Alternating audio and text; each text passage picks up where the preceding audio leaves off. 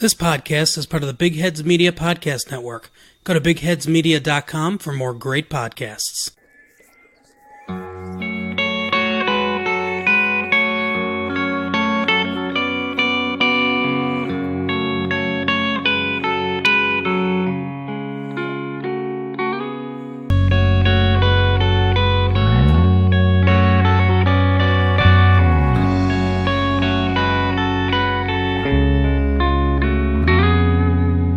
Welcome back to How Will I Die presents Would I Survive, the show where I, Nicholas Howe, explore the possibilities of survival in horror movies, and for this episode, horror shorts. This is part 2 of a two-part series where I look at the Huluween 2019 Film Fest shorts and decide whether or not I would survive them. The rating scale for this is going to be 3 parts. There's either would survive, which means that I would be able to reasonably survive the situation. Possibility of survival, which means given certain factors, I could survive or I could not. And then finally, we have would not survive. It's exactly what it says on the tin, would not survive. For these shorter films, I'm just going to be doing basically a review description, and at the end of this episode, I will be ranking all 7 of them from my most favorite to my least favorite. Let's go ahead and get started with Ride. The basic premise of Ride is a girl who just moved to the big city ends up joining her friend's soul cycling class, which is basically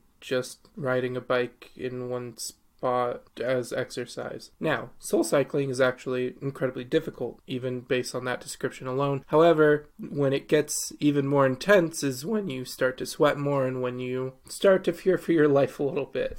And that's what happens as the ride becomes more and more intense, as this new girl is thrown into a exercise routine that all these other people have done, as quoted from the film, 699 times. The girl is forced to continue riding as everyone starts to do wildly crazy shit. Everyone dons these horrifying face masks. Some people are doing walking on their arms and legs, but backwards. Crab walking, I guess is what that's called. I don't know. And just a bunch of horrifying imagery plays over a intense workout soundtrack. It technically ends with her being surrounded by everyone as she continues to ride with her legs locked onto the bike pedals, but that's not actually the ending of the short. This film actually turns out to be a subversion of the genre because the main girl doesn't actually die. Which, sorry for including it on this, but if I was going to cover all 7, I needed to cover this one as well. So, it's very interesting that this is one of the top horror choices from this film fest, because no one dies, and it definitely subverts the genre as, this is the worst thing that happens, even though the last lines are this girl who was just forced into riding a bike for forever, basically, asking how does she join the class. Obviously, since she didn't die, that means that this is a 100% positive would survive, and I'm okay with that. Next up is the horror comedy short called The Ripper, which is about a band practice that goes kind of awry. During practice, the main vocalist asks the secondary guitar guy if he can do anything special after insulting his guitar playing skills, which is a little bit savage, but there are brief moments where the comedy comes through really well in this. The secondary guitarist is yeah, I can do something a little special, and he shows them. His special thing is that he takes his head off and transports it in a wormhole type thing directly next to the lead vocalist. This one doesn't technically count as a death because the guy is still alive and he's some sort of demon person, creature, I don't know. It's not really explained because it doesn't need to be. The first death actually happens immediately after when the guitarist blows the head up of the drummer. Because of magical means of death, this one is not survivable. I would not survive having my head exploded, as much as I would like to believe otherwise. The funniest part about the guy who gets his head blown up is that man's name is Nick as well. And that is all the deaths in The Ripper. Not a very survivable film, apparently. 1/3 of the cast of that film dies. Next up, we have Swiped to Death. This one has 2 young 20-somethings, maybe early 30-somethings, who match on a dating site similar to Tinder and plan to meet up spontaneously. Most of this film is actually shot as text-based, with two of them interchanging, sending text messages back and forth while this sound plays in the background.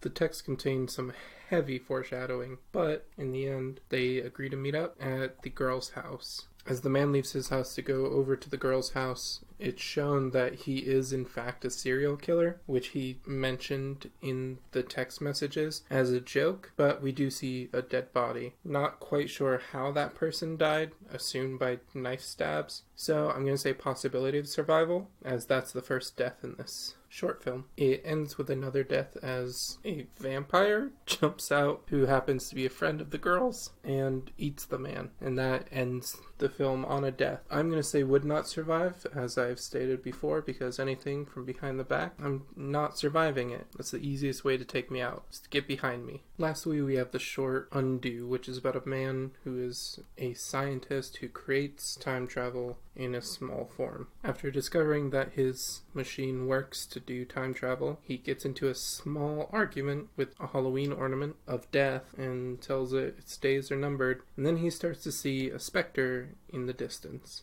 The man attacks the specter with a baseball bat, but the specter ends up turning the bat into rust that crumbles away. The man then hits the specter over the head with a bottle of champagne and ends up killing it, finding out that the specter was himself stuck in a sort of time fluctuation. The first and only death of this short film is, frankly, kind of weak, but that's life, I guess. I'm going to say possibility of survival. If your body is shifting in and out of existence in time, I don't see why a bottle to the head would exactly kill you. So I'm going to say possibility of survival for this one. And that's it for all the short films from the Huluween Film Fest 2019. Let's go ahead and rank them from my least favorite to my favorite. My least favorite of these is Ride. I didn't particularly like it, and while it served as an atmospheric thriller, the extra added end kind of threw it off for me. Next is Undo. It's an okay story, but it just wasn't really what got me there as far as horror goes. Next up is Hidden Mother. I enjoyed it. It just wasn't as scary as the top few that are coming up. Next up is Dunes, or The Dunes. I really liked this one because of the prop of the hand with the eyeball in it. It was pretty cool. Then it's Flagged is up next in my top 3. I liked Flagged because it seemed like something that could actually happen in real life. Content editors are a big thing, and why shouldn't there be a ghost that specifically haunts them? My second choice is The Ripper. I like horror comedy a little bit more than typical horror, and it's done really well and it looks really good. And then lastly is Swipe to Death. Is my favorite of these 7, just because I really like the story. I really like the idea behind the story that the guy is a serial killer and he ends up dead at the end, and it's all said outright, but the audience is supposed to take it as a joke. And that's my rankings for all 7 of the films. If you watch them, go ahead and let me know on Twitter whether you agree with my listing. That's going to do it for this episode of Would I Survive? A lot of possibility of survival in this one. Let's go ahead and real quick jump into the things and stuff, which I don't have any of. It was a real quick things and stuff, I think. Thank you for listening, and tune in later this week when I have a new episode of How Will I Die Out. And remember, death is coming, so why worry about the inevitable? Focus on the possibilities. To hell